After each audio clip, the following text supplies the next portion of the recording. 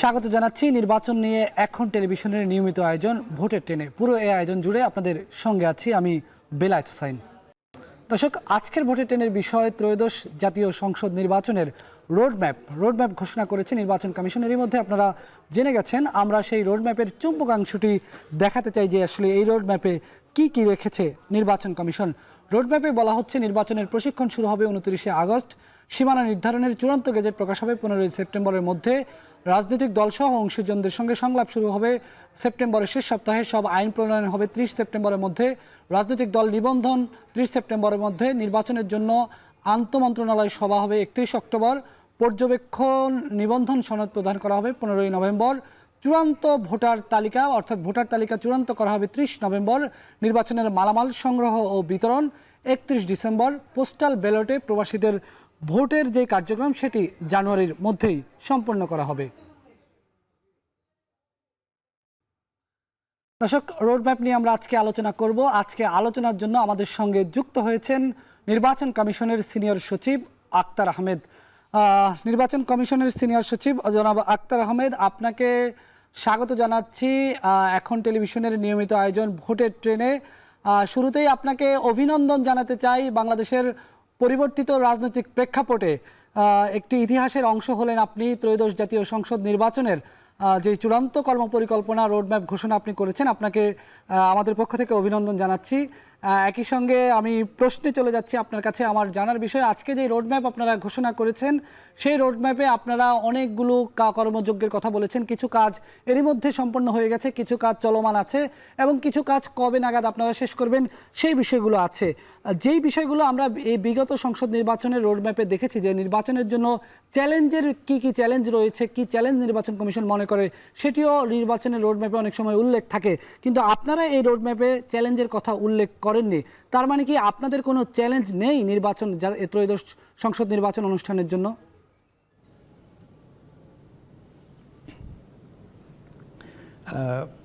আপনার মাধ্যমে সম্মানিত দর্শক এবং শ্রোতাদেরকে সালাম এবং শুভেচ্ছা। আজকে আমরা ত্রয়োদশ জাতীয় সংসদ নির্বাচনের কর্মপরিকল্পনাটা আমরা প্রকাশ করেছি এবং এটা প্রকাশ করেছি আমি আপনাদেরকে আজকে দুপুরবেলা যখন এটা নিয়ে কথা বলি তখন আমি বলেছি যে আমরা 24টা ভাগে এটা আমাদের কাজগুলোকে ভাগ করে আমরা এটা প্রকাশ করেছি এবং তার কিছু কিছু চুম্বক অংশ আপনি ইতিমধ্যেই আপনি বলেছেন। আপনার একটা সরাসরি প্রশ্ন যে আমাদের সামনে কোনো চ্যালেঞ্জ আছে কিনা। দেখেন, চ্যালেঞ্জ এমনই একটা জিনিস যেটা সবসময় আছে এবং আছে এবং থাকবে, এবং চ্যালেঞ্জকে উত্তরণ করাটাই তো হচ্ছে সবচেয়ে বড় ব্যাপার।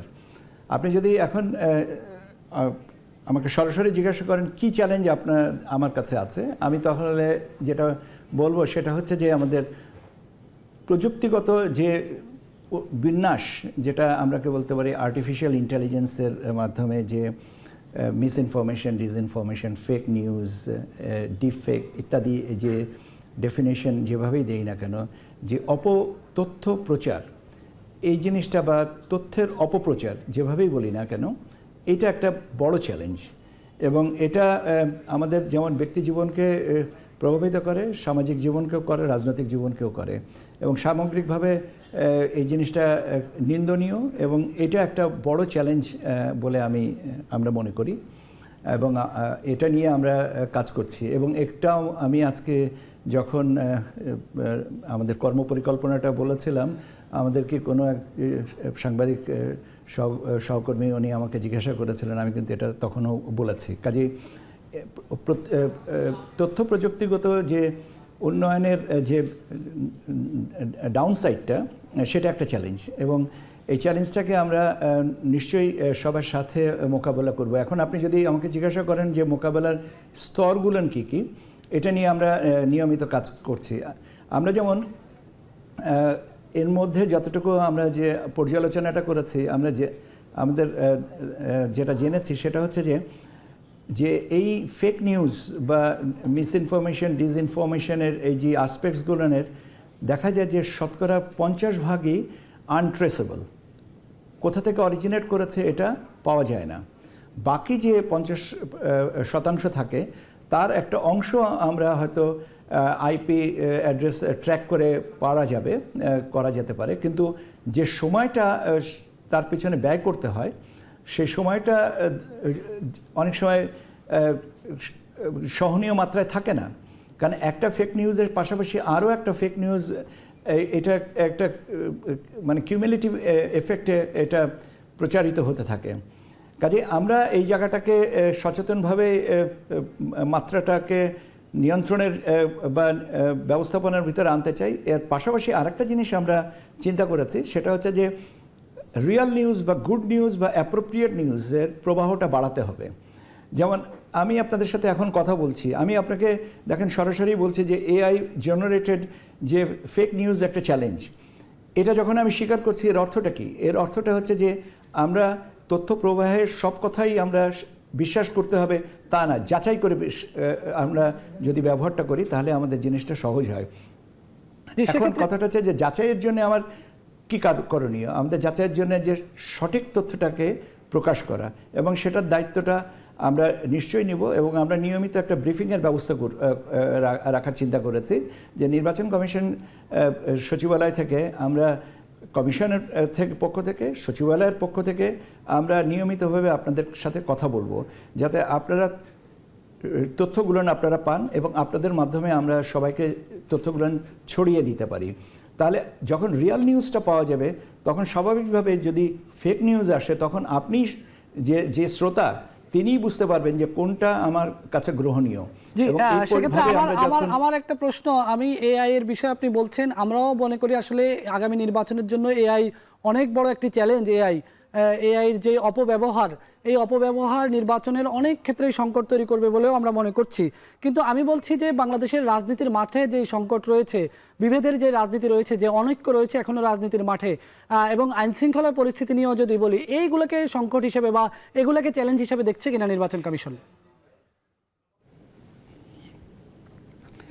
রাজনৈতিক ব্যাপারটা তো সত্যি কথা বলতে কি, সরাসরি বলতে কি, রাজনীতির প্রেক্ষাপটটা তো আমার মানে পরিধির বাইরে, এবং আমি বিশ্বাস করি যে রাজনৈতিক ঐক্যমত্য নিয়ে যে বিভিন্ন রাজনৈতিক দলের সাথে যে আলোচনাগুলো হচ্ছে তার থেকে একটা আমরা ভালো সমাধান পাব, এবং সেই সমাধানটা নিশ্চয়ই সর্বগ্রাহী সমাধান হবে, সর্বজন স্বীকৃত সমাধান হবে।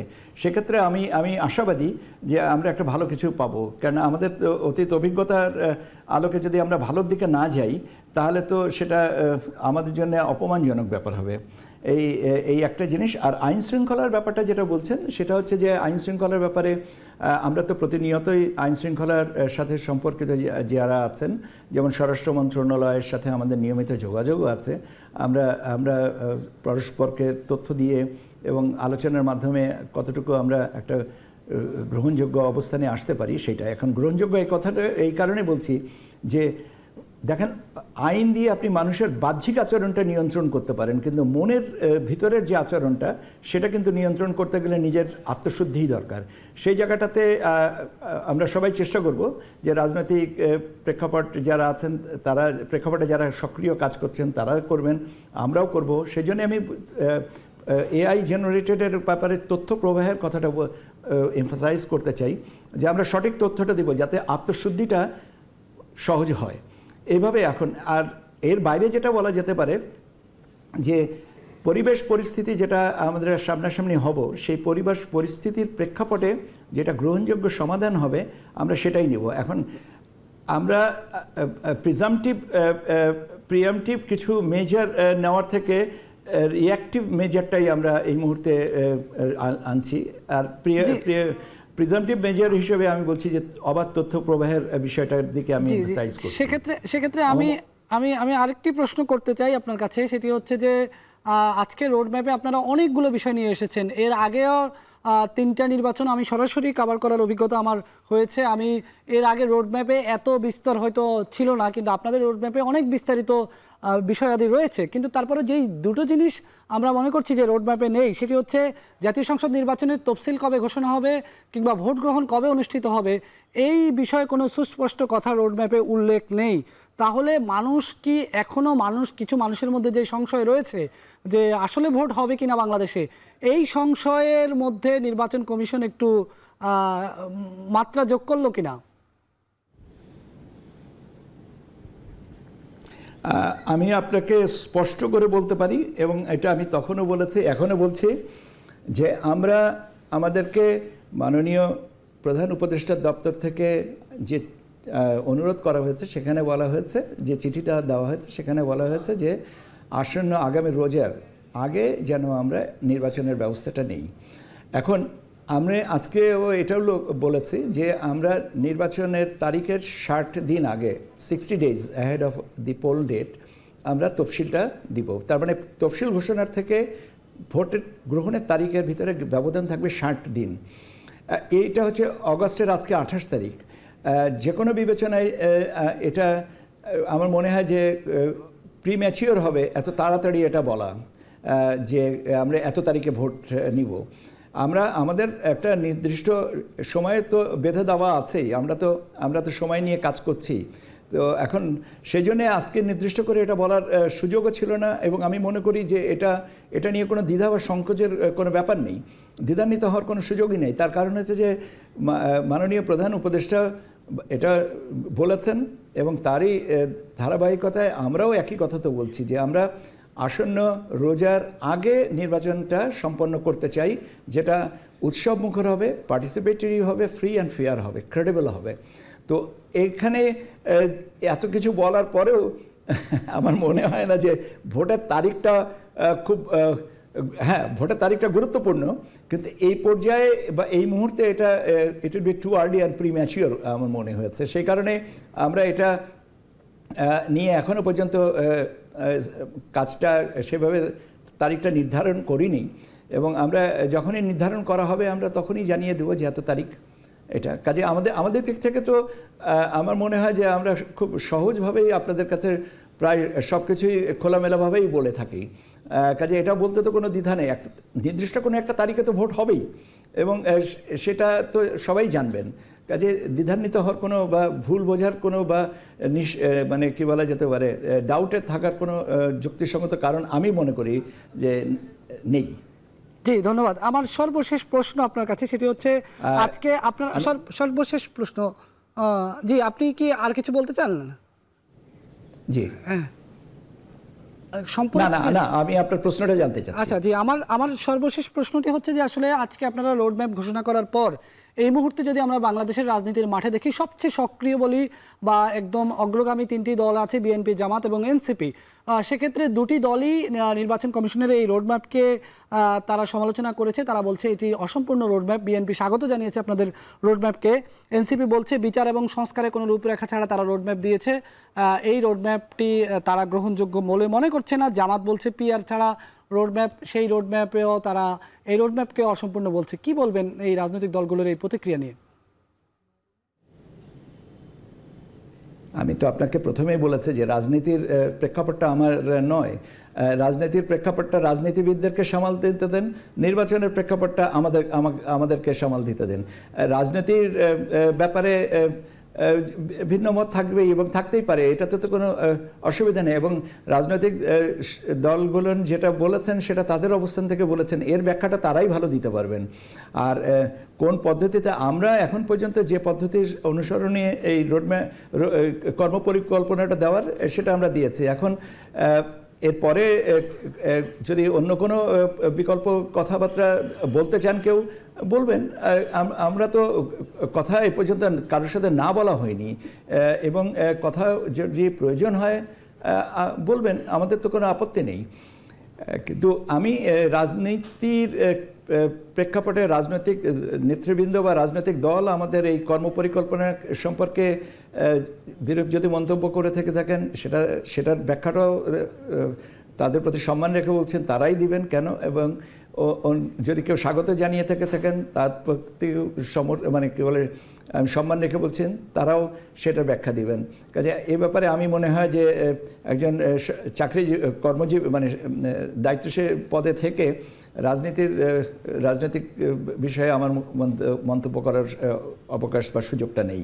জি, আপনাকে আমার মনে হয় যে আমি আমার আপনাকে- অবস্থানটা আপনাকে পরিষ্কার করতে জি, পেরেছি। আপনাকে অনেক ধন্যবাদ এবং আবারও অভিনন্দন জানাচ্ছি যে বাংলাদেশের অনেক বড় একটি ইতিহাসের অংশ হলেন আপনি। আপনার হাত ধরে একটি বড় নির্বাচনের একটি রোডম্যাপ ঘোষণা হলো, যেই নির্বাচন নিয়ে বাংলাদেশের মানুষ অনেক দিন ধরে বহুল আকাঙ্ক্ষিত একটি নির্বাচন, সেই নির্বাচনের রোডম্যাপ আপনি ঘোষণা করছেন এবং এখন পর্যন্ত রাত যখন প্রায় 8:30 বাজতে চললো তখন আপনি আসলে নির্বাচন কমিশন সচিবালয়ে অবস্থান করছেন। নিশ্চয়ই নির্বাচনের কর্মযোগ্য আপনার কাজ দেখেই বোঝা যাচ্ছে যে খুব দ্রুত গতিতেই এগিয়ে যাচ্ছে। আমরা আপনাকে ধন্যবাদ জানাচ্ছি ভোটের ট্রেনে যুক্ত হওয়ার জন্য।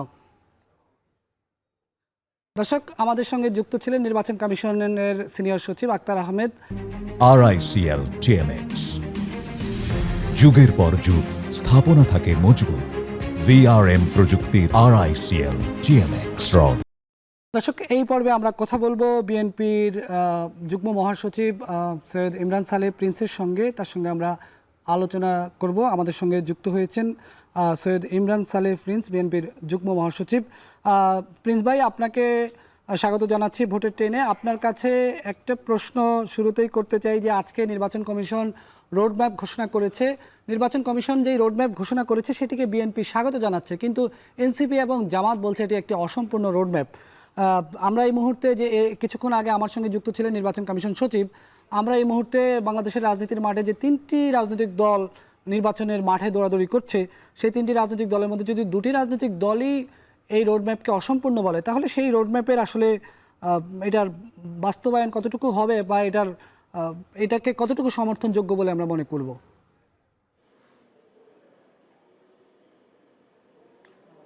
ধন্যবাদ আজকের এই এখন টিভির এই অনুষ্ঠানে ভোটের ট্রেনে আমাকে সংযুক্ত করার জন্য।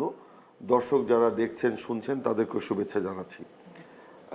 আমরা তো বরাবরই একটি অবাধ, সুষ্ঠু, নিরপেক্ষ এবং প্রতিদ্বন্দ্বিতামূলক নির্বাচন দাবি করে আসছি। সেটাও জনগণের প্রত্যাশা ছিল। বিশেষ করে গত 15 বছর আওয়ামী ফ্যাসিবাদের বিরুদ্ধে, তাদের যে প্রহসনের নির্বাচন সেটার বিরুদ্ধে আমরা লড়াই করেছি জনগণের ভোটের অধিকার প্রতিষ্ঠার জন্য।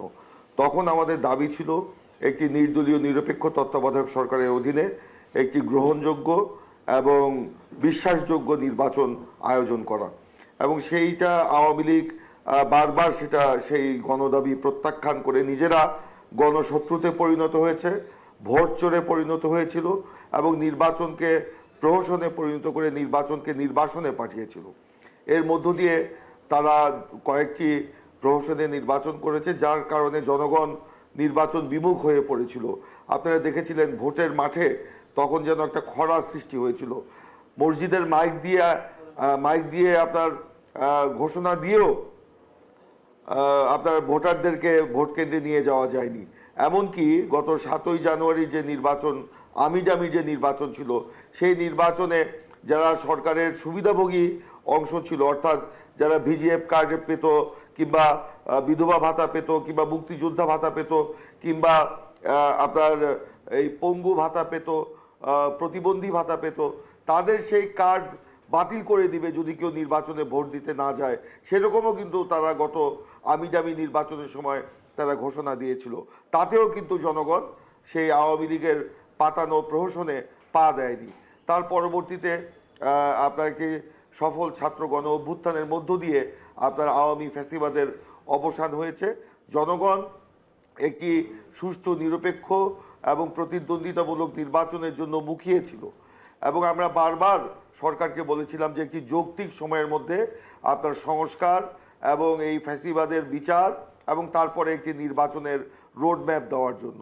আমরা দেখেছি যে সংস্কারের ব্যাপারে অনেক বৈঠক হয়েছে, অনেক রকম টানাপোড়েন হয়েছে, তারপরে আবার ঐক্যমত্য হয়েছে। আমরা দেখেছি জুলাই সনদ আপনার ঐক্যমত্য কমিশন একটি ঘোষণা করেছে, সেটা নিয়েও আলাপ আলোচনা চলছে। আপনার জুলাই ঘোষণাপত্র ইতিমধ্যে প্রধান উপদেষ্টা সকল রাজনৈতিক দলের উপস্থিতিতে, জনগণের উপস্থিতিতে সেটা ঘোষণা করেছেন। আমরা সেটাকে স্বাগত জানিয়েছি, এবং ফ্যাসিবাদের যে বিচার প্রক্রিয়া সেটাও কিন্তু এগিয়ে চলেছে। এখন আমাদের দাবি ছিল যে একটি নির্বাচনের রোড ম্যাপ ঘোষণা করা। নির্বাচনের রোড ম্যাপ আসলে তো সরকার ঘোষণা করে না, সেটা নির্বাচন কমিশন ঘোষণা করে। প্রধান উপদেষ্টা মহোদয় নির্বাচন কমিশনকে চিঠি দেওয়ার পরে আমরা নির্বাচন, এর আগে তো আপনারা সরকারের কাছেও নির্বাচনের রোড ম্যাপ চেয়েছেন প্রিন্স ভাই। আমি বলছি সরকারের কাছে আমরা নির্বাচনের রোড ম্যাপ চেয়েছিলাম, সেই সরকার যতটুক দিতে পেরেছে সেটাতেই আমরা সন্তুষ্ট ছিলাম এবং সরকারকে বলেছিলাম যে তাদের যে সিদ্ধান্ত এটা নির্বাচন কমিশনকে লিখিতভাবে জানাতে। সরকার লিখিতভাবে জানিয়েছে এবং নির্বাচন কমিশনই আসলে নির্বাচনের তফসিল সহ রোড ম্যাপ ঘোষণা করার কথা এবং আজকে সেটা ঘোষণা করেছে। এই রোড ম্যাপে আপনাদের প্রত্যাশা পূরণ হলো কিনা? কারণ এই রোড ম্যাপে কিন্তু আসলে ভোট কবে অনুষ্ঠিত হবে কিংবা তফসিল কবে ঘোষণা হবে এই বিষয়গুলো কিন্তু এই রোড ম্যাপে উল্লেখ নেই। সেক্ষেত্রে আপনাদের প্রত্যাশা পূরণ হলো কিনা? আমরা এটাকে স্বাগত জানিয়েছি। আপনারা জানেন যে সব কিছুর একটি বিধিবিধান আছে। এখানে নির্বাচনের ৬০ দিন আগে আপনার নির্বাচনের তফসিল ঘোষণা হয় নির্বাচনের বিধিবিধান অনুযায়ী। সেই অনুযায়ী নির্বাচন কমিশন আজকে রোড ম্যাপে সুস্পষ্টভাবে বলেছে যে ডিসেম্বরের শুরুতে তফসিল ঘোষণা এবং রোজার আগে ফেব্রুয়ারির প্রথমার্ধে ভোট গ্রহণ। তাতে তো এটা সুস্পষ্ট। এখানে এত আগে নির্বাচনের তারিখ ঘোষণা করার কিন্তু কোনো বিধান নাই। অতীতে বাংলাদেশের যে যতগুলি নির্বাচনের তফসিল ঘোষণা হয়েছে সব কিছুই কিন্তু নির্বাচনের ৬০ দিন আগে হয়েছে। অর্থাৎ কবে নির্বাচন হবে, কবে মনোনয়নপত্র জমা দেওয়া যাবে, কবে প্রত্যাহার হবে, কবে আপনার মার্কা আপনার বরাদ্দ দেওয়া হবে, কবে থেকে আপনার প্রচারণা শুরু করা যাবে, সেগুলো কিন্তু নির্বাচনের ৬০ দিন আগে ঘোষণা করা হয়। এটা নির্বাচনের ৬ মাস আগে ঘোষণা করা হয় না। এটাই বাস্তবতা। এখানে আমরা দেখেছি এই রোড ম্যাপে অনেক বিষয় রয়েছে। অংশীজনদের সাথে সংলাপ তারা শুরু করবে, অর্থাৎ রাজনৈতিক দলগুলোর সাথে তারা সংলাপ শুরু করবে সেপ্টেম্বরের শেষ সপ্তাহ থেকে।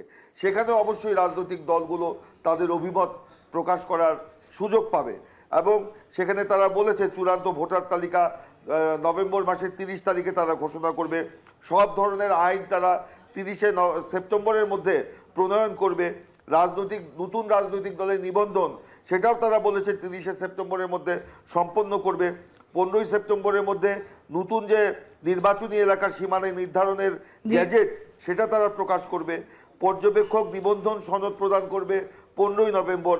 নির্বাচনী প্রশিক্ষণ তারা ২৯শে আগস্ট থেকে দেওয়া শুরু করবে, ইত্যাদি ইত্যাদি। তারা কিন্তু বিস্তারিতভাবে এটা ঘোষণা করেছে। এখানে এটাকে অসম্পূর্ণ বলার কোনো সুযোগ নেই। হ্যাঁ, যদি বিধানে থাকতো যে ৬০ দিন আগেও আপনার তফসিল ঘোষণা করা যাবে, অর্থাৎ নির্বাচনের সুনির্দিষ্ট তারিখ বা কবে মনোনয়নপত্র সংগ্রহ করা যাবে, জমা দেওয়া যাবে, সেটা যদি ৬০ দিন আগেও আপনার ঘোষণা করার সুযোগ থাকতো তাহলে আমরা নির্বাচন কমিশনকে সেটা পরিষ্কার করার কথা বলতাম। কিন্তু যেহেতু নির্বাচনের ৬০ দিন আগেই সেটা করার কথা, সেই ক্ষেত্রে এই আগস্ট মাসে সেটা আমরা বলতে পারি না। আমরা নির্বাচন কমিশনের এই রোডম্যাপে সন্তুষ্ট।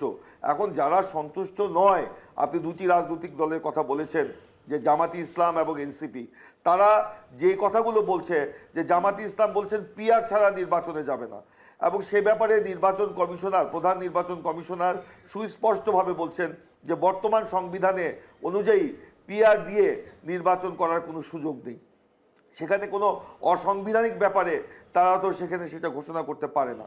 এই ব্যাপারে রাজনৈতিক ঐকমত্যও নেই। আজকে জামাতে ইসলামী যে পিআরের কথা বলছে, পিআর অর্থাৎ প্রার্থী থাকবে না নির্বাচনে, কিন্তু দল এবং দলের মার্কা দেখে জনগণ ভোট দিবে।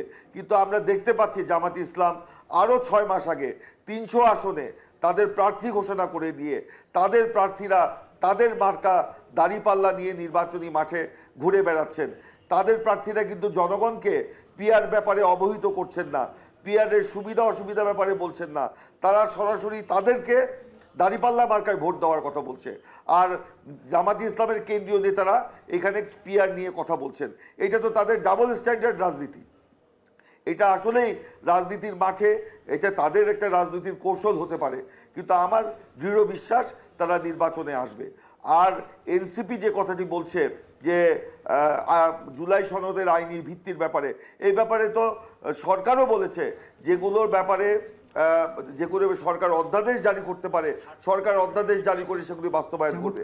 আর যেগুলো আপনার সংবিধান সংশোধনের ব্যাপার আছে, সেটা পরবর্তী সংসদে সংবিধান সংশোধন করা হবে। তো সেটা নিয়ে তো আইনি ভিত্তি ব্যাপারে কারো কোনো দ্বিমত নেই। তো এগুলো ব্যাপারে তাদের আমরা মনে করি এটা তাদের রাজনৈতিক কৌশল। নিশ্চয়ই সবাই এই রোড ম্যাপ অনুযায়ী নির্বাচন করবে এবং সেই ব্যাপারে আমরা জনগণ আশাবাদী। প্রিন্স ভাই, আপনার কাছে আমি আরেকটা প্রশ্ন রাখতে চাই। আমি নির্বাচন কমিশন সচিবকেও একটু আগে সেই প্রশ্নটি করেছিলাম যে নির্বাচনের জন্য তারা চ্যালেঞ্জের কথা রোডম্যাপে উল্লেখ করেনি, সেক্ষেত্রে কি আমরা ধরেই নিতে পারি যে এই নির্বাচনে কোনো চ্যালেঞ্জ নেই? আসলে কি নির্বাচনের কোনো চ্যালেঞ্জ নেই? আপনারা কি মনে করছেন, কি আসলে কি সমীকরণ এতটা সরল যে নির্বাচনটা আমরা যেইভাবে ভাবছি সেভাবেই আসলে একেবারে সহজ গতিতে, সরল গতিতে নির্বাচন অনুষ্ঠিত হয়ে যাবে? না, নির্বাচন কমিশন তো তাদের যেই বিষয়গুলো তাদের সামনে আসছে, তাদের যা করণীয় সেগুলির উপরে রোডম্যাপ দিয়েছে। এখন নির্বাচনকে অবাধ, নিরপেক্ষ, সুষ্ঠু, শান্তিপূর্ণ, গ্রহণযোগ্য করার ব্যাপারে সরকারের যে অংশটা পার্ট রয়েছে, রাজনৈতিক দলগুলোর যে পার্ট রয়েছে, জনগণের যে পার্ট রয়েছে, আমাদের স্ব অবস্থান থেকে সেই ব্যাপারে নির্বাচনকে সফল এবং সার্থক করার জন্য কাজ করতে হবে। নির্বাচনের চ্যালেঞ্জ তো অবশ্যই রয়েছে।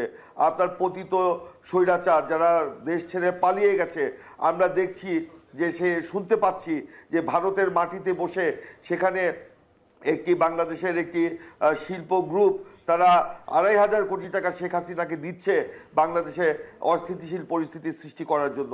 এটা অবশ্যই একটা চ্যালেঞ্জ। সেই চ্যালেঞ্জ তো সরকারকে মোকাবেলা করতে হবে, রাজনৈতিক দলগুলোকে মোকাবেলা করতে হবে, সেটা তো নির্বাচন কমিশন মোকাবেলা করবে না। সেই জন্যই আমরা সেই চ্যালেঞ্জগুলোকে রাজনীতির ময়দানে আমরা জনগণকে সাথে নিয়ে মোকাবেলা করব। আর যেহেতু জনগণ নির্বাচনের জন্য মুখিয়ে আছে, আমি যেটা বলতে চাচ্ছিলাম, আপনি বাধা দিয়েছিলেন, যে বাংলাদেশের কৃষক থেকে শুরু করে, পানের দোকানদার থেকে শুরু করে, কৃষিজীবী থেকে শুরু করে, শিল্পপতি থেকে শুরু করে, সরকারি কর্মকর্তা, আপনার আইনজ্ঞ, বিচারপতি, আপনার নিরাপত্তা বাহিনী, আইনশৃঙ্খলা বাহিনী, সরকার, সবাই আপনার নির্বাচন চাচ্ছে।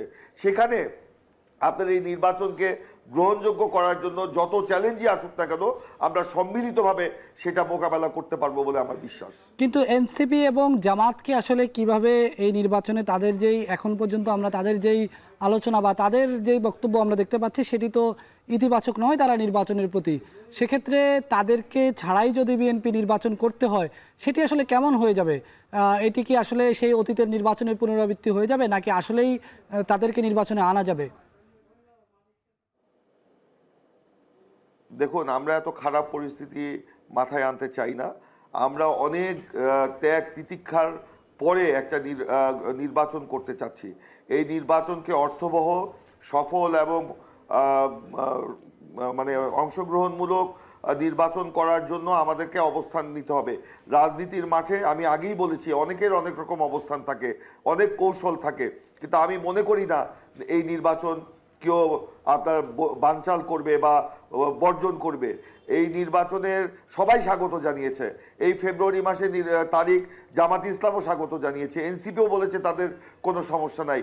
যদি আপনার এই যে জুলাইয়ের সনদ এবং মানে ঘোষণা বাস্তবায়ন হয়, তো জুলাই সনদ তো অগ্রগতি হয়েছেই। আপনার সবাই আমরা ঐক্যমত্য করেছি যে আমরা এটা একটা স্বাক্ষর করব, জুলাই ঘোষণাপত্রে আমরা স্বাক্ষর করব, বিচার প্রক্রিয়া এগিয়ে যাচ্ছে। তো এগুলো যখন থাকবে তখন তো তাদের মানে এখানে দ্বিমত থাকার কোনো মানে সুযোগ নেই। আর যদি আল্লাহ না করুক, কেউ যদি এই নির্বাচন মানে বানচাল করতে চায়, বর্জন করতে চায়, তাহলে তারা বাংলাদেশের রাজনীতি থেকে বিলীন হয়ে যাবে। কারণ বাংলাদেশের মানুষ এই নির্বাচন চায়, বাংলাদেশের মানুষ একটি নির্বাচিত শাসন চায়, অনির্বাচিতের শাসন বাংলাদেশের মানুষ চায় না। দেশে যে আজকে অস্থিতিশীলতা, অনিশ্চয়তা, এর একমাত্র ঔষধ হচ্ছে নির্বাচন। যে নির্বাচনের মধ্য দিয়ে বাংলাদেশে স্থিতিশীল পরিবেশ সৃষ্টি হবে, অনিশ্চয়তা দূর হবে এবং জনগণের যে ভাগ্যের পরিবর্তন, মানুষের, কৃষিজীবী মানুষের যে ভাগ্যের পরিবর্তন, শ্রমজীবী মানুষের যে ভাগ্যের পরিবর্তন, ছাত্র, শিক্ষক, নারী, পুরুষ সকলের যে আকাঙ্ক্ষা, বিশেষ করে এই ছাত্র গণ অভ্যুত্থানের যে আকাঙ্ক্ষা, একটি বৈষম্যবিহীন রাষ্ট্র এবং সাম্য এবং মানবিক রাষ্ট্র প্রতিষ্ঠা করা, সেটা একমাত্র নির্বাচিত সরকারের মধ্য দিয়েই আমরা সেটা বাস্তবায়ন করতে পারবো, এবং জুলাইয়ের যে সনদ এবং ঘোষণাপত্র সেটা বাস্তবায়নের মধ্য দিয়ে। জি প্রিন্স ভাই, আপনার কাছে আমার সর্বশেষ প্রশ্ন সেটি হচ্ছে, এই যে রোডম্যাপটি ঘোষণা করা হলো, এই রোডম্যাপে এখন যেই কাজগুলো নির্বাচন কমিশন করবে সেভাবে বিএনপির পক্ষ থেকে নির্বাচন কমিশনের প্রতি বা নির্বাচনের মাঠে পরিবেশকে নির্বাচনের জন্য সহায়ক রাখার জন্য বিএনপির আচরণটা আসলে কেমন হবে, আপনি যদি একটু বলতেন।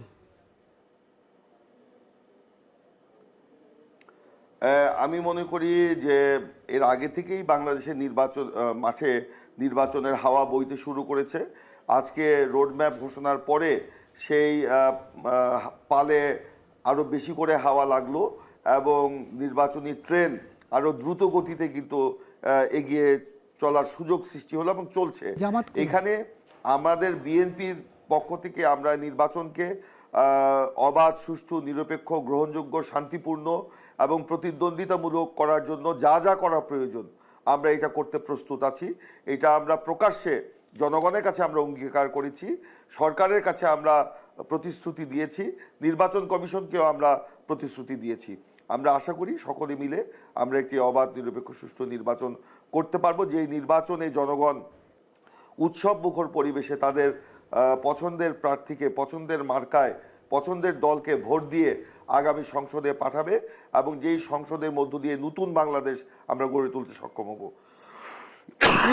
ধন্যবাদ সৈয়দ ইমরান সালেহ প্রিন্স, বিএনপির যুগ্ম মহাসচিব। দর্শক, এই পর্বে আমরা আলোচনা করব আজকে ভোটের ট্রেনের আজকে যে রোডম্যাপ ঘোষণা হলো সেই রোডম্যাপ ঘোষণা নিয়ে রাজনীতির মাঠটা কেমন ছিল। আমাদের সঙ্গে আলোচনার জন্য যুক্ত হয়েছেন সহকর্মী সিফাত শাহরিয়ার। সিফাত, আপনার সঙ্গে আলোচনা করব, তবে তার আগে আমরা একটু দেখে নিতে চাই আজকে যে রোডম্যাপ ঘোষণা হলো এই রোডম্যাপ ঘোষণাকে আসলে প্রান্তিক মানুষ কিভাবে নিচ্ছে, বিশেষ করে যাদেরকে নিয়ে নির্বাচনের আয়োজন, যাদের জন্যই নির্বাচনের এই মহাকর্মযজ্ঞ, সেই ভোটাররা আসলে কি বলছেন দেখে নিতে চাই। সিলেট থেকে জানাচ্ছেন সহকর্মী গুলজার আহমেদ। পরিবর্তিত এই বাংলাদেশে জনমানুষের প্রত্যাশা ছিল সুষ্ঠু, নিরপেক্ষ এবং একটি প্রতিযোগিতামূলক নির্বাচন।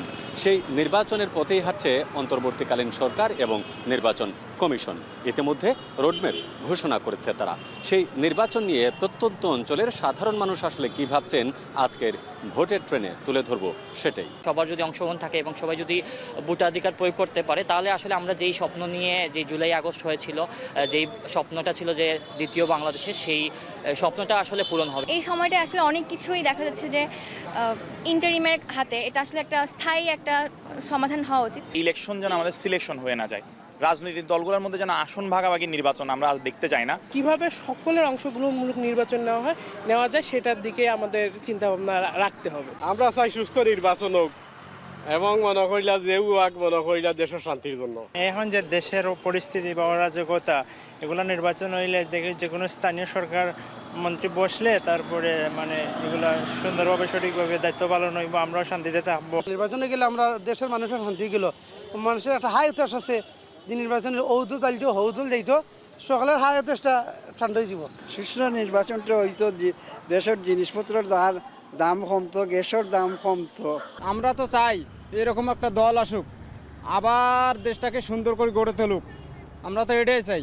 নির্বাচন নিয়ে মানুষের মধ্যে মিশ্র প্রতিক্রিয়া থাকলেও সবাই চাচ্ছেন একটি স্থিতিশীল রাষ্ট্রের জন্য যত দ্রুত নির্বাচন হবে ততই রাষ্ট্রের জন্য মঙ্গল। তবে তারা চান আগামী নির্বাচন যেন হয় সুষ্ঠু, নিরপেক্ষ এবং স্বচ্ছ। তাহলেই তাদের ভোটের মূল্যের অনুপাতে যে নেতৃত্ব আসবে সেই নেতৃত্বই গড়ে তুলবে নতুন বাংলাদেশ। দেশের ১ নম্বর gas stove RFL gas stove, যা বেশি তাপেও ফাটে না আর হ্যাসেল ফ্রি অটো ইগনিশন নিশ্চিত করে ঝামেলাহীন রান্না। আরএফএল গ্যাস স্টোভ, নিরাপদ ও ঝামেলাহীন। আমরা শুনলাম প্রান্তিক মানুষের কথা, তারা আসলে এই রোডম্যাপকে কিভাবে নিচ্ছে, এই রোডম্যাপকে তারা কিভাবে দেখছে। আলোচনায় যাব সহকর্মী সিফাত শাহরিয়ারের সঙ্গে। সিফাত শাহরিয়ার, আজকে যখন নির্বাচন কমিশন রোডম্যাপ ঘোষণা করা হলো তখন অফিস থেকেই আপনাকে বলা হয়েছিল রাজনৈতিক দলগুলোর নেতাদের সঙ্গে আলোচনা করতে, যোগাযোগ করে তাদের বক্তব্য নেওয়ার জন্য যে তারা আসলে এই রোডম্যাপকে কীভাবে দেখছে এবং কী প্রতিক্রিয়া জানাচ্ছে। আপনার কাছে একটু জানতে চাই, আসলে আমরা যদিও দেখেছি তাদের বক্তব্যগুলো সংক্ষেপ আকারে, কিন্তু এর পেছনেও তো নিশ্চয়ই অনেক আলোচনা হয়েছে, আপনি অনেক নেতার কাছে আজকে গিয়েছেন। কী আলোচনা রাজনীতির মাঠে আজকে এই রোডম্যাপ নিয়ে? এক কথায় বলে মিশ্র প্রতিক্রিয়া জানিয়েছে। বিএনপি তো আগে থেকেই তাদের নির্বাচনের রোডম্যাপ চাইছিলেন, সেক্ষেত্রে আজকে বিএনপির মহাসচিব মির্জা ফখরুল ইসলাম আলমগীরের সাথে আমার কথা হয়েছে।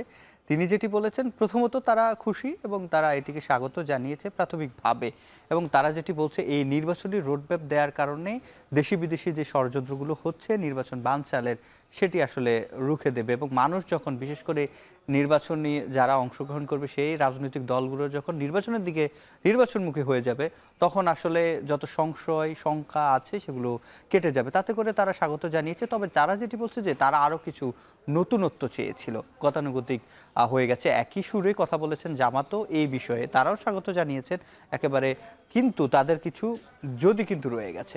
তারা যেটি বলেছে যে তারা যেহেতু পিআর পদ্ধতিতে নির্বাচন চেয়ে আসছে, বহুদিন যাবত তারা আন্দোলনও করেছে, তারা এখনও তাদের জায়গায় অনড় রয়েছে। জামাতের নায়েব আমির সৈয়দ আবদুল্লাহ মোহাম্মদ তাহের তিনি যেটি বলেছেন সংবাদ সম্মেলনে, যে পিআর পদ্ধতিতে হবে নাকি গতানুগতিক যে চলমান যে 12টি নির্বাচন হয়েছে, ত্রয়োদশ জাতীয় সংসদ নির্বাচন, সেই ধারাই হবে নাকি নতুন পিআর পদ্ধতিতে হবে, 300 আসনে হোক কিংবা এর বেশি হোক, কম হোক, কিংবা একটা নির্দিষ্ট অংশে হবে কিনা, কোনো কিছু স্পষ্ট করেনি রোডম্যাপে। তারা সেই অভিযোগটি জানিয়েছে। তারা আরেকটি কথা তিনি বলেছেন যে কিছু সংখ্যক যাতে পিআর পদ্ধতিতে রাখা হয়, কিংবা তাদের রোডম্যাপ একটা গতানুগতিক রোডম্যাপ থাকলো, আর পিআর নিয়ে যাতে আরেকটা রোডম্যাপ থাকে। অর্থাৎ তারা তাদের যে জায়গায়, সেই জায়গায় তারা কিন্তু অনড় রয়েছে। এবং সেই সাথে আমরা এনসিপির পক্ষ থেকেও দেখেছি, এনসিপির একজন নেতা সরওয়ার তুষার তিনিও কথা বলেছেন, এবং সেই সাথে আনুষ্ঠানিকভাবেও তারা প্রতিক্রিয়া জানিয়েছেন। আনুষ্ঠানিকভাবে তাদের সরওয়ার তুষারের কথা আমরা শুনবো, আনুষ্ঠানিক প্রতিক্রিয়ার কথাটা যদি একটু বলেন। একেবারে আনুষ্ঠানিক প্রতিক্রিয়া আমরা যেটি দেখেছি, তারা একেবারে লিখিত একটা বক্তব্য পড়ে শুনিয়েছে, যার মধ্যে মোদ্দা কথা যেটি তারা বলছে যে জুলাই সনদ ঘোষণার আগে এরকম নির্বাচনী রোডম্যাপ ঘোষণাকে তারা বলছেন জনগণের সাথে অন্তর্বর্তী সরকার প্রতারণা করেছেন। এবং তারা বলছেন জুলাই সনদের আইনি ভিত্তি আগে দিতে হবে। জুলাই সনদের আইনি ভিত্তির আগে তারা আদতে নির্বাচনী রোডম্যাপকে এটিকে রোডম্যাপ হিসেবে তারা দেখতে চাইছেন না। তারা বলছেন আগে জুলাই সনদ দিতে হবে, ঘোষণা করতে হবে, তার আইনি ভিত্তি দিতে হবে, সেই অনুযায়ী সামনে কি নির্বাচনটা কিভাবে হবে। তারা সংখ্যানুপাতিক নির্বাচনের পক্ষে রয়েছে, তারা আবার গণপরিষদের কথা বলছে, এবং তারা বলছে বহুদিন যাবত আপনিও অনেক আলোচনা করেছেন এই নিয়ে, সংবিধান সংস্কারের কথা বলছেন। তারা সংবিধান সংস্কারের জন্য তারা গণভোট আয়োজনের কথাও বলেছেন। এটা জামাতও তাদেরকে বলছে, সাপোর্ট করছে এই বিষয়টি। তো সেক্ষেত্রে এইসব বিষয় সুরাহা না হয় তারা যেটি বলছেন, চলমান অনৈক্য রেখে, চলমান সকল সনদ নিয়ে সকল প্রশ্ন রেখে জুলাই সনদ ঘোষণার আগেই তারা নির্বাচনী রোডম্যাপ যেটি ঘোষণা করেছে, এটি তারা বলছে প্রতারণা করা হচ্ছে জনগণ। তাহলে সিবাত, আমরা একটু রাজনৈতিক দলের নেতাদের মুখ থেকে তাদের বক্তব্যটাও একটু সরাসরি শুনে আসতে চাই। বিএনপির মহাসচিব মির্জা ফখরুল ইসলাম আলমগীর, জামাতের নায়েব আমির আবদুল্লাহ মোহাম্মদ তাহের, একই সঙ্গে সরওয়ার তুষারের কথা বলেছেন এনসিপি নেতা। তারা আসলে কি বলেছেন এই রোডম্যাপের প্রতিক্রিয়ায়? নির্বাচন দেওয়া ছাড়া কোনো উপায় নেই। It's the only way out, যে আপনি জনগণের সমর্থনে আপনি একটা সরকার গঠন করবেন এবং দেশের সমস্যাগুলো সমাধান করবার জন্য আপনি পদক্ষেপ নিতে পারবেন। মানুষ এই অনিশ্চয়তা থেকে বেরিয়ে আসার জন্য নির্বাচনটা চাচ্ছে ভীষণভাবে। যখনই আপনি নির্বাচনে যাবেন তখন তো সব কিছু বদলে যাবে। তখন পুরো মানুষ নির্বাচনমুখী হবে এবং তাদের কোনো রকম আপনার কার্যক্রমই সেটাকে বাধা হয়ে দাঁড়াতে পারবে না। দুটো বিষয় তাদেরকে পরিষ্কার থাকতে হবে। এক হচ্ছে নির্বাচন কোন পদ্ধতিতে হবে, দুইটা দাবি আসছে। একটা হচ্ছে ট্র্যাডিশনাল, আগে যাওয়া হয়েছে যেখানে ভোট ডাকাতি হয়, দিনের ভোট রাতে হয়, বাক্স পুকুরে পড়ে যায়, হেলিকপ্টার দিয়ে বাক্স নিয়ে চলে যায়। এটাই তো বাংলাদেশের রাজনীতির ইলেকশনের ইতিহাস। কি বলেন? পিআর পদ্ধতিকে সামনে রেখে নির্বাচনের রোডম্যাপ ঠিক করেন। ট্র্যাডিশনালটা করছেন তো, আপত্তি নেই, আপনারা করেন। আমাদের পিআরকে নিয়ে আর একটা করেন। নির্বাচন কমিশনের যে পুনর্গঠনের প্রশ্ন, এটা কিন্তু এখানে পরিষ্কারভাবে আসে নাই, এবং আমরা বলেছি যে এই নির্বাচন কমিশনের সক্ষমতা এবং নিরপেক্ষতা ইতিমধ্যেই প্রশ্নবিদ্ধ। তো সে কারণে আমরা ইসি পুনর্গঠনের দাবি তুলেছিলাম যে সুষ্ঠু নির্বাচনের স্বার্থে, লেভেল প্লেইং ফিল্ডের স্বার্থে ইসি পুনর্গঠন করা জরুরি।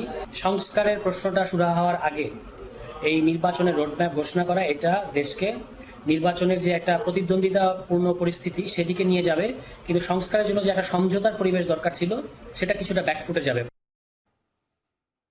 আমরা শুনলাম রাজনৈতিক দলের নেতাদের প্রতিক্রিয়া রোডম্যাপ নিয়ে, যেটি আমরা বুঝলাম সিফাত, তাদের মধ্যে তো অনৈক্য আসলে রয়ে গেল। তিনটি দল তিনটি মেরুতে অবস্থান করছেন এই রোডম্যাপ নিয়ে। তাহলে কি মনে হচ্ছে আসলে কি এই জামাত এবং এনসিপি তারা নির্বাচন বর্জন করতে পারে? বিএনপিকে কি একাই নির্বাচনে যেতে হতে পারে? এটি আসলে নিশ্চয়ই অন্তর্বর্তী সরকার চাইবেন না প্রথমত। দ্বিতীয়ত হচ্ছে রাজনৈতিক দলগুলো নিশ্চয়ই চাইবেন না। এই যে গণঅভ্যুত্থানের পরবর্তী যে বাংলাদেশে এই যে দলগুলো এখন তিন মেরুতে ত্রিমুখী অবস্থান, তারাই কিন্তু একসাথে একমুখী হয়ে আন্দোলন করেছে ফ্যাসিবাদ বিরোধিতা।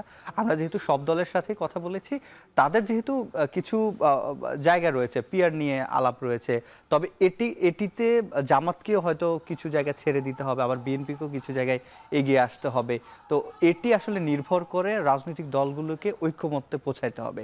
আর সে ঐক্যমত্যে পৌঁছানোর জন্য অন্তর্বর্তী সরকারকে নিশ্চয়ই সামনে আবারও বৈঠক হবে রাজনৈতিক দলগুলোকে নিয়ে, যে চলমান আলোচনা, তৃতীয় পর্যায়ে যে আলোচনা আপনি জানেন নিশ্চয়ই, সে আলোচনায় নির্বাচনের আগে সবচেয়ে গুরুত্বপূর্ণ আলোচনা, এবং সে আলোচনায় আসলে বয়কট কেউ করবে কিনা নাকি একটি সুষ্ঠু অবাধ নির্বাচন হবে সেটি কিন্তু সেই আলোচনা থেকে উঠে আসবে। এবং সেখানে অন্তর্বর্তী সরকার রাজনৈতিক দলগুলোর প্রতি যে আহ্বান জানিয়ে আসছিল যে তারা নিজেরা যদি নিজেদের মধ্যে কিছুটা ছাড় দেওয়ার মানসিকতা থেকে, বিশেষ করে বড় দলগুলোর ছাড় দেওয়ার কথাটি কিন্তু বারবার উঠে আসে, বড় দলগুলো যদি কিছুটা ছাড় দেয় সেক্ষেত্রে এই জায়গাগুলো নিশ্চয়ই আরও সহজ হয়ে যাবে। এবং জুলাই সনদ যদি ঘোষণা হয়ে যায়, এসব প্রশ্ন মনে হয় আরও কম হবে এবং সংখ্যা অনেকটা কেটে যাবে। কারণ জুলাই সনদের জন্যই বিএনপি যেহেতু অলরেডি তারা জানিয়েছে, জামাত এবং এনসিপি বলছে জুলাই সনদটা ঘোষণা হোক, তার ভিত্তিতে নির্বাচন হোক। তারা কিন্তু নির্বাচনকে বয়কট করবে এটি কিন্তু এখন পর্যন্ত বলে নাই।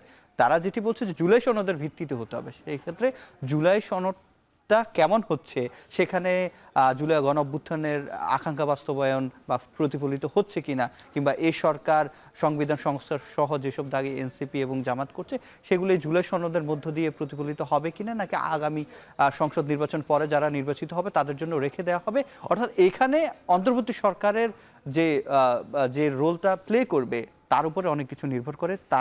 তিনি কিভাবে, বিশেষ করে অন্তর্বর্তী সরকার প্রধান ডক্টর মোহাম্মদ ইউনূস সকলকে কিভাবে একত্রিত করতে পারেন এবং নির্বাচনের দিকে কিভাবে এগিয়ে নিয়ে যেতে পারেন তার উপর অনেক কিছু নির্ভর করে। এবং ছাড় দেওয়ার মানসিকতা ছাড়া নিশ্চয়ই এই সুষ্ঠু নির্বাচন কখনোই সম্ভব না।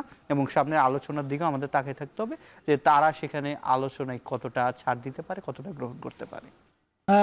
সিফাত, ধন্যবাদ আপনাকে আমাদের সঙ্গে জাতীয় নির্বাচনের এই রোডম্যাপের আলোচনায় অংশ নেওয়ার জন্য। দর্শক, আজকে আমরা যেই বিষয়গুলো নিয়ে কথা বলেছি, আমরা দেখলাম নির্বাচন কমিশন জাতীয় সংসদ নির্বাচনের রোডম্যাপ ঘোষণা করেছে এবং সেই রোডম্যাপে তারা উল্লেখ করেছে তারা কোন মাসে কত তারিখে কী কী কাজ সম্পন্ন করতে চায়। আমরা দেখলাম রাজনৈতিক দলগুলো সেই রোডম্যাপকে কীভাবে নিচ্ছে এবং একই সঙ্গে দেখলাম আমরা এই রোডম্যাপকে প্রান্তিক মানুষরা কী প্রতিক্রিয়া জানাচ্ছেন, বিশেষ করে ভোটারদের বক্তব্য আমরা জানার চেষ্টা করেছিলাম এবং তাদের বক্তব্য আমরা শুনলাম। তো এই ছিল আজকের ভোটের ট্রেনের আয়োজন। দর্শক, সাথে থাকার জন্য ধন্যবাদ।